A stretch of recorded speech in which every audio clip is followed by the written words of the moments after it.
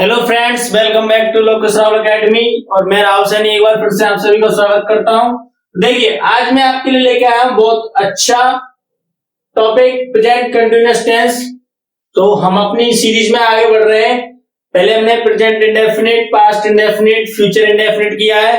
अब हम पढ़ने वाले हैं प्रेजेंट कंटीन्यूअस टेंस। तो जैसा कि मैं आपसे हर बार कहता हूं, कॉपी पेन लेके बैठे ताकि आपको जो भी इंपॉर्टेंट लगे आप उसे नोट कर सके और अपना रिवीजन टैब पे पढ़ सके। तो चलिए अब हम बात करते हैं प्रेजेंट कंटीन्यूअस टेंस की, कि जो प्रेजेंट कंटीन्यूअस टेंसेस जो होते हैं, जो कंटीन्यूअस टेंसेस जो होते हैं वो क्या होते हैं और कैसे इनको बनाया जाता है, कैसे इनका स्ट्रक्चर्स तैयार किए जाते हैं, कैसे इनको ट्रांसलेट किया जाता है और इनको कैसे आइडेंटिफाई करते हैं। ठीक है, तो चलिए स्टार्ट करते हैं। तो देखिए, आज जो हमारी बातें होंगी वो प्रेजेंट कंटीन्यूअस टेंसेस के ऊपर होंगी, सॉरी प्रेजेंट कंटीन्यूअस टेंस के ऊपर होंगी कि प्रेजेंट कंटीन्यूअस टेंस क्या है। तो मैं आपको एक जनरल सी बात बता दूं, जो प्रेजेंट कंटीन्यूअस टेंस है उसको हम बोलते हैं प्रेजेंट प्रोग्रेसिव टेंस भी। क्या बोलते हैं? Present progressive tense. यानी कि ये हमें कोई भी काम को कंटिन्यू यानी जारी रखना दिखाता है, यानी आगे की ओर। जैसे कि हम आपसे बातें करते हैं, यानी कंटिन्यू का मतलब होता है कोई एक्शन जो अभी भी कंटिन्यू है। जैसे मैं कहूं कि वह खेल रहा है, वह बोल रहा है, वह दौड़ रहा है, ऐसे करके जो एक्शंस होते हैं वो क्या है? कंटिन्यू है हमारे। जैसे कि अब देखिए, जैसे कि हम सब लोग पहले से करते आते हैं और जैसे कि मैं आपको पढ़ाता हूं, जो कर बताता हूं दोस्तों, के पहले हम सीखेंगे उसको ट्रांसलेट करना, उसके स्ट्रक्चर को समझते हैं, उसके स्ट्रक्चर को बनाते हैं, कैसे तैयार होता है वो, कैसे उसको ट्रांसलेट करते हैं, फिर उसके बारे में जो रोचक बातें होती है जो हमारी मॉडर्न इंग्लिश में यूज की जाती हैं उनके बारे में बातें करेंगे। देखिए, जैसे कि हम लोग पढ़ते आ रहे हैं डेफिनेशन टाइप में, जिन वाक्यों के अंत में रहा है, रही है, रहे हैं, रहा हूं आदि शब्द आते हैं, जो किताबों में अक्सर हमें देखने को मिल जाता है। लेकिन मैं आपको बताऊं, रहा है, रही है, रहे हैं, रहा हूं, या फिर मैं कहूं आज आपसे, जैसे कि बहुत ऐसे वर्ड आते हैं, करता रहता है, करती रहती है,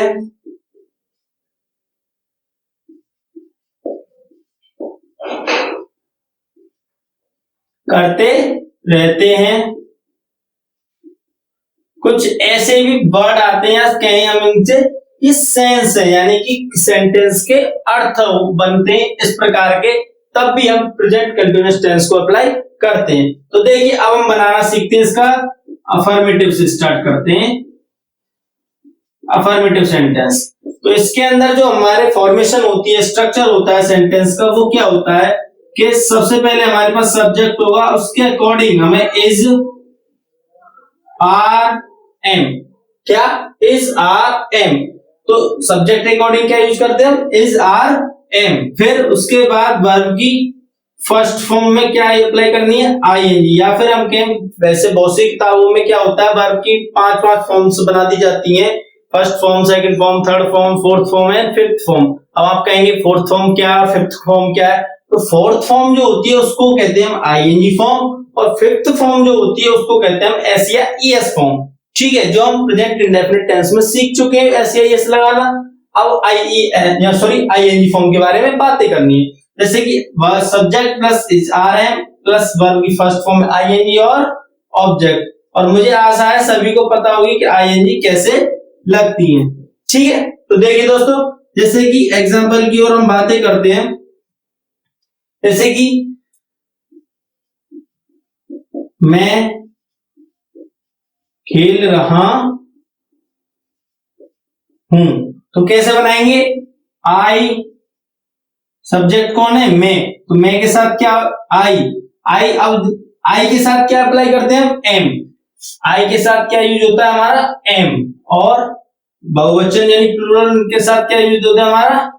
आर। और सिंगुलर के साथ इज। ठीक है, केवल आई एक ऐसा वर्ड है जिसके साथ क्या यूज होता है हमारा? एम। तो आई एम, वर्ब यानी प्ले, प्ले को करते हैं प्लेइंग, आई एम प्लेइंग। अब इसमें कुछ और ऐड कर दें कि मैं हॉकी खेल रहा हूं, मैं फुटबॉल खेल रहा हूं या बास्केट, तो वो हम पीछे अपने रेस्ट ऑफ सेंटेंस के रूप में आराम से कंप्लीमेंट सॉरी ऑब्जेक्ट के रूप में लिख सकते हैं यहाँ पर। तो ठीक है, अफर्मेटिव सेंटेंस समझ में आया, इस प्रकार से फॉर्मेशन होगा हमारे पास, इस प्रकार से। जैसे कि हम एक और बातें करें कुछ, वह उस मैदान में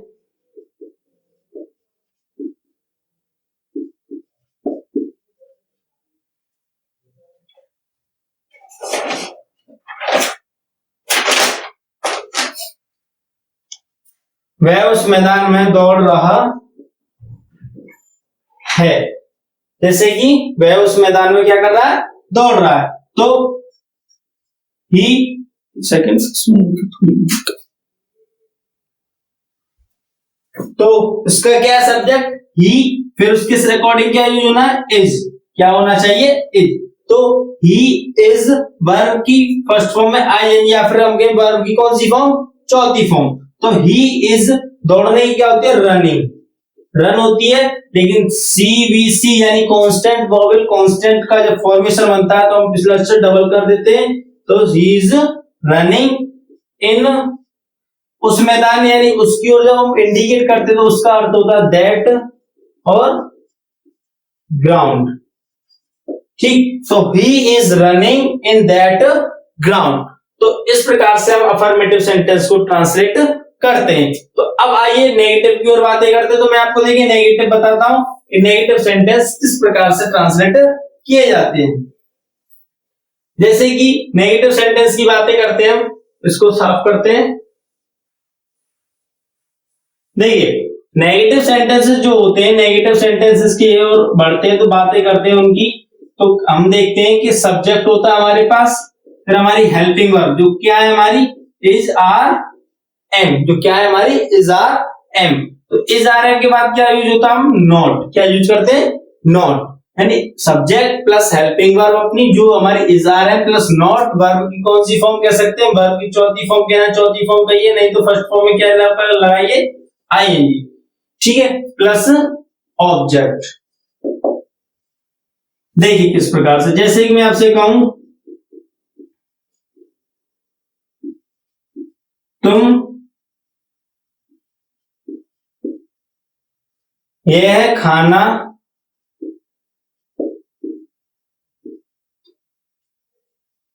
पका रहे, तुम यह खाना नहीं पका रहे हो, सॉरी, तुम यह खाना नहीं पका रहे हो, तुम यह खाना नहीं पका रहे हो। तो सबसे पहले सब्जेक्ट यानी कि यू, फिर इसके अकॉर्डिंग क्या आनी चाहिए, आर। तो यू आर नॉट वर्ब यानी कि कुक, तो इसका हो जाएगा कुकिंग क्या, this food, cooking this food. कहते हैं ना तुम ये खाना नहीं पका रहे तो तुम इसकी खाने के लिए नहीं, इस प्रकार के सेंटेंस क्या है, you are not cooking this food. तो इस प्रकार से हम नेगेटिव सेंटेंस को ट्रांसलेट करते हैं। तो आइए अब देखते हैं अपने नेगेटिव सेंस में कुछ नहीं है हमारे पास, क्या ऐड करना है, हमें नॉट ऐड करना है। तो सभी को क्लियर हुआ। तो अब देखते हैं इंट्रोगेटिव सेंटेंसेस। इंट्रोगेटिव सेंटेंसेस समझते हैं, उनका फॉर्मेशन देखते हैं क्या होता है। जैसे कि मैं आपको बता चुका हूं टू टाइप्स के होते हैं। मैंने जो अपनी फ्यूचर इंडेफिनिट की जो वीडियो थी उसमें आपको बताया था कि हमारे जो फ्यूचर इंडेफिनिट के अंदर मैंने बताया था single interrogatives, double interrogative, WH type के, उसमें भी बताए थे क्वेश्चन टाइप यानी कि हाउ मच, हाउ मेनी वाले, और व्हेन वेयर वाले भी, और हु वाला भी बताया था मैंने आपको। तो आपको यहाँ पर सभी को समझ में आया होगा। हु वाले तो मैंने बताई थी कि कोई भी सेंटेंस उसके अकॉर्डिंग हम सेट कर सकते हैं। फिलहाल देखिए सिंगल इंट्रोगेटिव की बातें करते हैं। तो उसमें क्या होगा हमारे पास, हेल्पिंग वर्ब, हेल्पिंग वर्ब क्या है हमारी, इज आर एम, क्या होती है हमारी, इज आर एम। फिर उसके बाद यूज करते हैं हम अपना सब्जेक्ट, क्या यूज करते हैं, सब्जेक्ट। अब अगर इसमें नोट आ जाती है, अगर इसमें नहीं आ जाती तो हम इसको कहां पर अप्लाई करेंगे, नॉट सब्जेक्ट के बाद। लेकिन नहीं आती है तो सीधे सीधे वर्ब की फर्स्ट फॉर्म में आईएनजी एंड ऑब्जेक्ट, ठीक है, और इंट्रोगेशन मार्क। जैसे कि मैं आपसे कहूं क्या वह खेल रहा है, क्या वह खेल रहा है। तो सबसे पहले इज आर एम में से कौन लिखेंगे, वह के अकॉर्डिंग क्या चाहिए, इज, फिर सब्जेक्ट ही। अगर नहीं दिया हुआ है, अगर यहाँ पर हमें नहीं वर्ड दिया हुआ है तो क्या है, अगर यहाँ पर नहीं वर्ड आता तो हम यहाँ पर नॉट को अप्लाई कर देते, इज ही नॉट। तो अगर नहीं है तो क्या है, इज ही वर्ब की फर्स्ट फॉर्म यानी प्ले, उसमें आईएनजी, तो प्लेइंग ऑब्जेक्ट यानी हमारे पास तो लिख दें, तो इज ही प्लेइंग। ठीक है, क्लियर हुआ। चलिए अब मैं आपको बताता हूं इसका डबल इंट्रोगेटिव, इस प्रकार से वो भी हम इसको ट्रांसलेट करेंगे। जैसे कि देखिए डबल इंट्रोगेटिव की बात करते हैं हम लोग।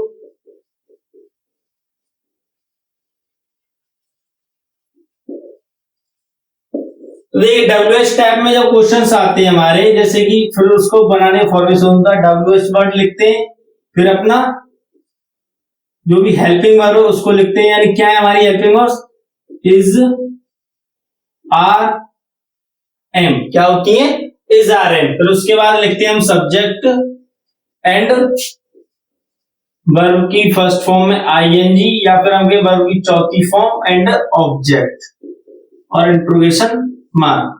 देखिए इंटरोगेशन मार्क यानी क्वेश्चन मार्क लिख देते हैं। एग्जांपल,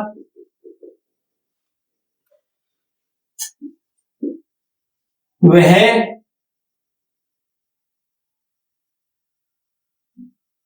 इन दिनों कहां रह रहा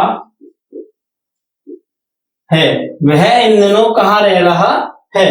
तो कहां शब्द आ रहा है, तो कहां को क्या करेंगे, सबसे पहले वेयर, जो WH वर्ड है उसे लिखेंगे वेयर, फिर अपनी सब्जेक्ट के according helping verb is he, verb verb यानी सब्जेक्ट लिख गया, वर्ब की फर्स्ट फॉर्म या चौथी फॉर्म कर सकते, तो living, where is he living in these days,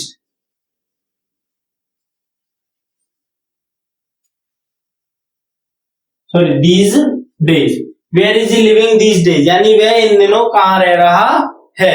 ठीक है, तो आप इस प्रकार से WH टाइप के क्वेश्चंस को भी ट्रांसलेट कर सकते हैं। तो देखिए अब मैं आपको एक सी के आगे बताता हूं कि जब हमारे पास हाउ मैच हाउ मेनी आते हैं तब कैसे करना होता है। जैसे कि मैं आपके लिए कहता हूं, हाँ ये रूल नंबर 2 बोल सकते हैं हम इसको,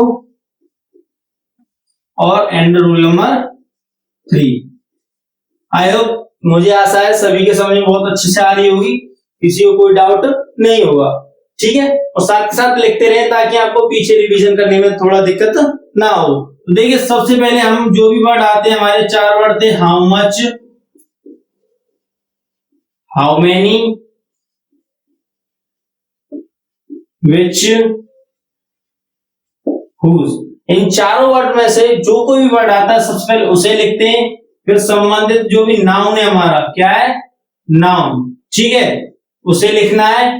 फिर उसके बाद क्या लिखना है, अपनी हेल्पिंग वर्ब जो हमारी क्या है, इज आर एम। इसके बाद यूज करना है हमारा सब्जेक्ट, फिर वर्ब की फर्स्ट फॉर्म में आईएनजी को अप्लाई करना है, या फिर क्या है हम वर्ब की फोर्थ फॉर्म, एंड इसके बाद इसके अगर ऑब्जेक्ट होता है हमारे पास तो लिखेंगे, नहीं तो रेस्ट ऑफ सेंटेंस जैसे कंप्लीमेंट वगैरह बचता है तो उसे लिख देंगे, और हमें अपना क्वेश्चन मार्क लिख देंगे। जैसे कि तुम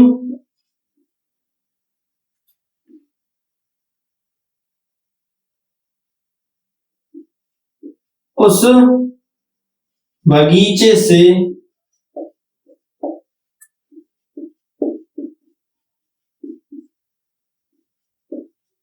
कितने फूल तोड़ रहे हो, तुम उस बगीचे से कितने फूल तोड़ रहे हो। तो कितने फूल यानी कितने वर्ड जो है वो किसका है, हाउ मच का है, हाउ मेनी का, तो हाउ मेनी का। तो अब आप कहेंगे हाउ मेनी के एग्जांपल, कोई नहीं, आप कोई भी एग्जांपल ले लीजिए। अभी मैं आपको 2-4 सेंटेंस दूंगा जिसमें आपको थोड़े इनके भी एग्जांपल्स दे दूंगा, ताकि आपको ये भी ना रहे कि एक ही टेंस का एग्जांपल, मतलब जो हाउ मेनी का एग्जांपल है उसमें नहीं है। ठीक है, तो तुम उस बगीचे से कितने फूल तोड़ रहे हो, या फिर हम कहें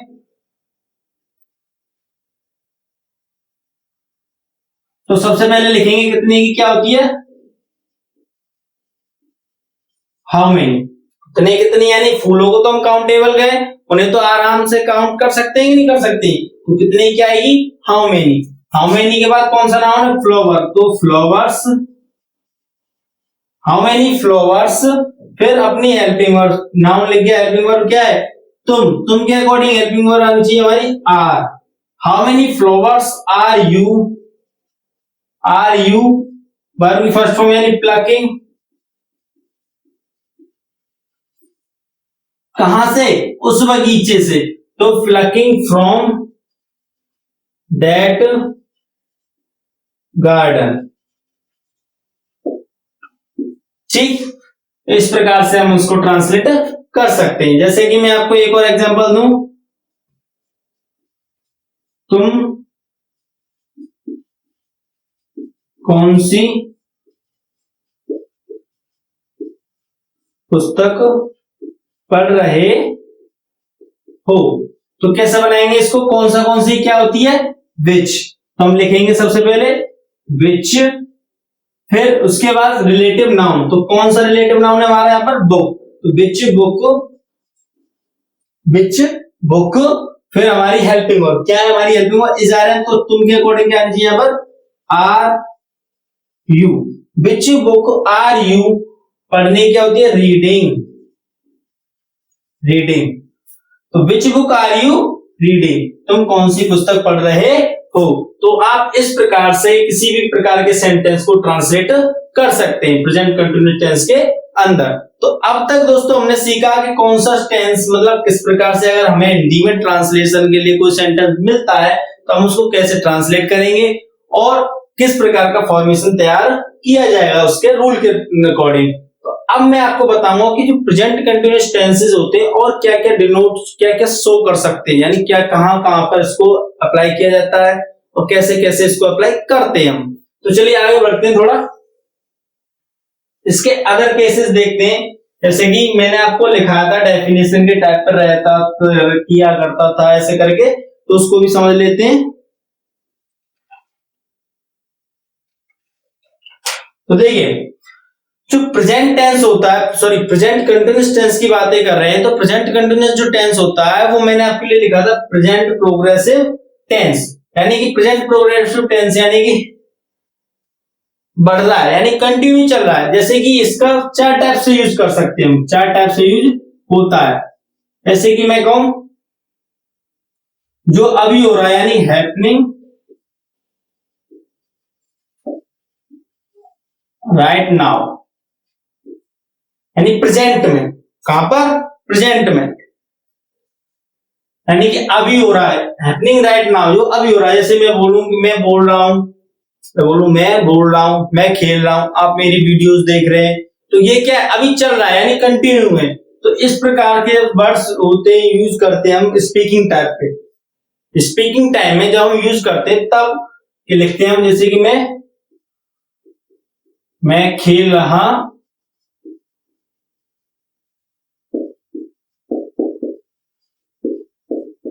हूं, तो आई एम प्लेइंग, मैं खा रहा हूं, आई एम ईटिंग या आई एम हैविंग फूड वगैरह जो भी, तो उसको जो स्पीकिंग टाइप पे जो यूज करते हैं हम तब हम कह सकते हैं स्पीकिंग टाइप पे, ओके, यानी कि राइट नाउ अभी। तो ऐसे जो सेंटेंसेस होते हैं उन्हें, जैसे कि मैं कहूं आप मेरी वीडियो देख रहे हैं, तो यू आर, जैसे आप सभी को ऑल ऑफ यू आर, आप सभी all of you are watching my video, all of you are watching my video, आप सभी मेरी वीडियो जो भी है देख रहे हैं। तो इस प्रकार के सेंटेंसेस को किसके अकॉर्डिंग बनाया जाता है, प्रेजेंट कंटिन्यूअस टेंसेस के अकॉर्डिंग। अब बात करते हैं कि दूसरी बात जो मैं पहले भी बता चुका हूं, अभी भी बता रहा हूं कि प्रेजेंट जो फ्यूचर के जो अरेंजमेंट होते हैं, जो क्या होते हैं फ्यूचर प्लान्स। देखिए फ्यूचर प्लान्स पहले ही बातें हो चुकी हैं इसके बारे में, तो सभी को पता होगा कि फ्यूचर प्लान्स वगैरह के बारे में बता चुका हूं। तो चलिए दोस्तों, फ्यूचर प्लान्स या फिर हम कह सकते हैं अरेंजमेंट।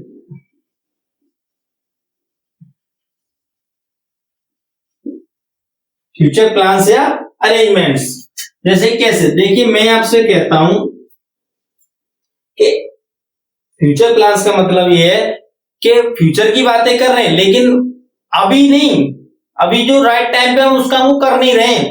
अभी जो अभी समय है हमारा, जो प्रेजेंट अभी जो हम खड़े हैं उसको कंटिन्यू कर नहीं रहे, उसको क्या नहीं कर रहे, कंटिन्यू नहीं कर रहे हैं, कंटिन्यू नहीं कर रहे हैं। जैसे कि मैं कहूं कि मैं इस टीम से खेल रहा हूं, मैं इस टीम से खेल रहा हूं, तो ऐसी बात नहीं कि मैं अभी भी खेल ही रहा हूं, प्लेइंग कर रहा हूं, नहीं, मैं कह सकता हूं कि मैं इस टीम से खेल रहा हूं। तो जैसे कि मैं कहूं आई am playing, I am playing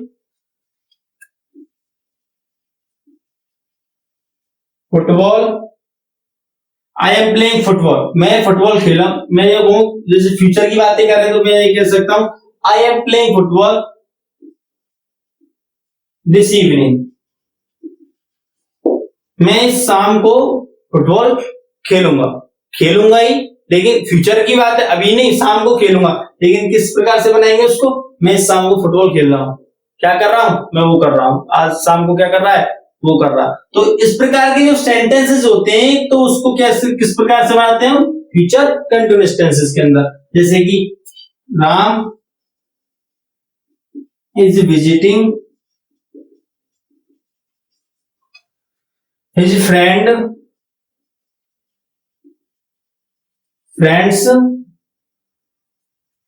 this week।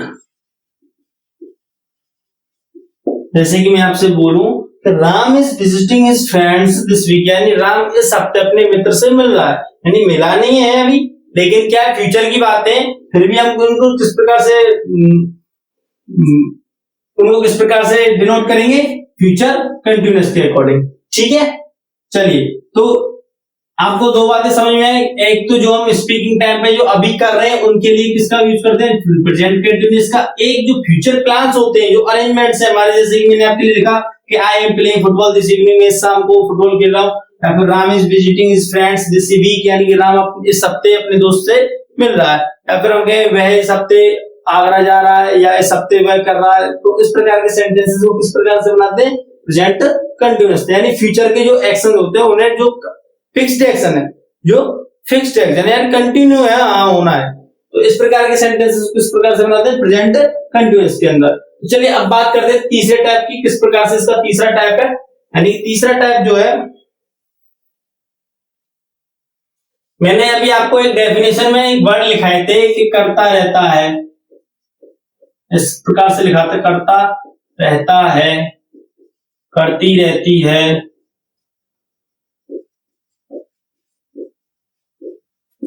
करते रहते हैं। ठीक है, ये वर्ड लिखाए थे, यानी कि हैपन्स अगेन एंड अगेन, कुछ कार्य ऐसे जो बार बार होते रहते हैं, यानी उसकी आदत में उसी बन जाए। जैसे कि हम बोल सकते हैं हैपन्स इंग्लिश में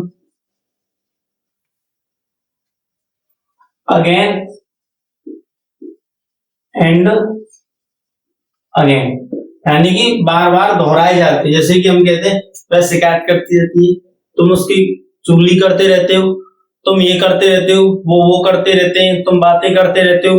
तो इस प्रकार के जो सेंटेंसेस होते हैं ये हमारे किसके, जो अक्सर हमारी मॉडर्न लाइफ में, यानी जो हमारे आमतौर पे जो जीवन है, हमारा जो लाइफ है, जो रेगुलर हम जो अपना टाइम स्पेंड करते हैं पूरा दिन, उसके अकॉर्डिंग जो हम बोलचाल में अपनी जो यूज करते हैं वर्ड्स, अक्सर बोली जाती है कि वह ऐसा करता रहता है, वह यह करता रहता है, वह करता रहता है। तो इस प्रकार के जो सेंटेंसेस होते हैं उनको किसके अकॉर्डिंग बनाया जाता है, प्रेजेंट कंटिन्यूअस के अकॉर्डिंग। जैसे कि मैं ये कहूं कि वह हमेशा रोता रहता है, वह हमेशा रोता रहता है, बोलते हैं ना वह हमेशा, वो तो ऐसे ही करता है, वो तो रोता ही रहता है, तो रोता रहता है, वह हमेशा रोता रहता है। लेकिन आपको एक बात बता दूं, जब ये जो थर्ड वाला जो केस है, ये जो थर्ड वाला जो केस है जब बनेगा, जब तैयार होगा, तब एक सिंपल सी बात है, एक ऑलवेज या फॉरएवर का यूज किया जाएगा। बिना इनके केस का बनना थोड़ा थोड़ा क्या इम्पॉसिबल। जैसे वह हमेशा रोता रहता है तो ही ऑलवेज ही इज हेल्पिंग, और ही इज ऑलवेज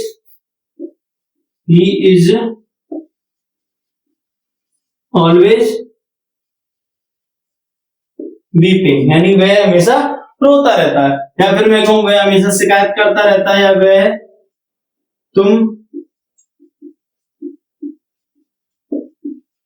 हमेशा खेलते रहते हो।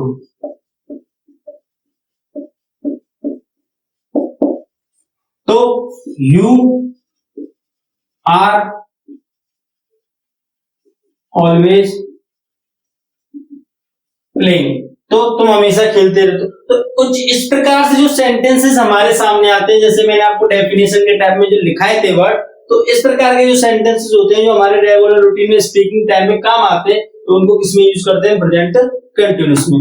इसके जो एक्स्ट्रा केसेस हैं वो आपको बता रहा हूं। देखिए एक सेंटेंस में जो आपको बता रहा था फ्यूचर प्लान्स वाले कुछ ऐसे वर्ड्स हैं जो अक्सर उसमें आते रहते हैं, तो लिख लेते हैं उसमें, जैसे टुडे, टुमारो,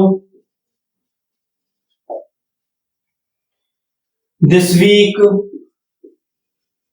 यानी जो फ्यूचर प्लान्स को डिनोट करते हैं, डिनोट्स फ्यूचर प्लान्स, कह सकते हैं हम डिनोट्स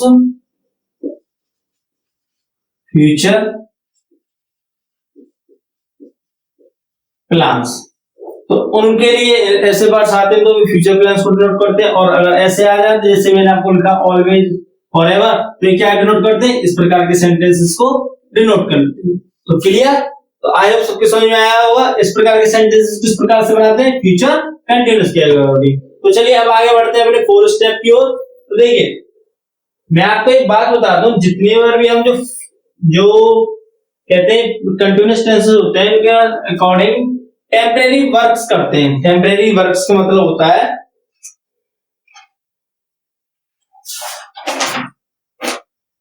टेम्परेरी वर्क्स का मतलब है कि एक सेकंड,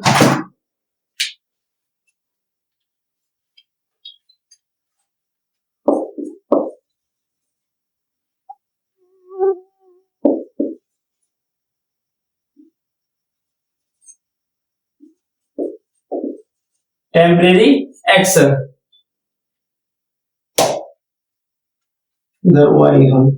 टेम्पररी एक्शन यानी कि ऐसे काम होते हैं हमारे जो पास्ट में स्टार्ट किए हो, ठीक है, पास्ट से चले आ रहे हो, प्रेजेंट में भी चल रहे हो, और कुछ टाइम तक शायद फ्यूचर में भी चले। तो ऐसे जो काम होते हैं उनको हम बोलते हैं टेम्परेरी एक्शंस। जैसे कि मैं आपसे कहूं कि मैंने बोला कि मैं अभी अंग्रेजी सीख रहा हूं, तो ऐसी बात नहीं कि मैं अभी भी वही काम कर रहा हूं, सीख रहा हूं, मैं पढ़ रहा हूं, उसका कोर्स लिया हुआ उसको कर रहा हूं, तो यानी मैंने लिया है उसको अभी कर रहा हूं, और जब वो खत्म हो जाएगा तो उसको कंप्लीट हो जाएगा, वो यानी उसका टाइम कंप्लीट हो जाएगा। तो ऐसे जो काम होते हैं हमारे जो पास्ट से चले आ रहे हैं, प्रेजेंट में भी चल रहे हैं कंटिन्यू हमारे पास, लेकिन फ्यूचर में कुछ समय बाद समाप्त हो जाएंगे, तो ऐसे एक्शंस को हम क्या कहते हैं? Temporary actions. तो इस प्रकार के जो सेंटेंसेस होते हैं दोस्तों, उनको भी किसके अकॉर्डिंग बनाया जाता है? प्रेजेंट कंटीन्यूअस के अकॉर्डिंग। जैसे कि मैं बोलूं आई एम लर्निंग फ्रेंच, यानी कि मैं फ्रेंच सीख रहा हूं, नॉट राइट नाउ, अभी नहीं, अभी तो मैं सिंपल बोल रहा हूं, लेकिन फ्रेंच सीख रहा हूं, यानी कि मैं उसे पढ़ना, लिखना, समझना, बोलना सीख रहा हूं। तो क्या टेम्परेरी एक्शन है? तो आई एम लर्निंग फ्रेंच, यानी मैं एक फ्रेंच जो भाषा है उसको पढ़ना, लिखना, उसको समझना सीख रहा हूं। तो इस प्रकार के जो सेंटेंसेस होते हैं, जो टेम्परेरी वर्ब्स होते हैं, उनको भी किसके अकॉर्डिंग रखा जाता है? प्रेजेंट कंटीन्यूअस टेंस के अकॉर्डिंग।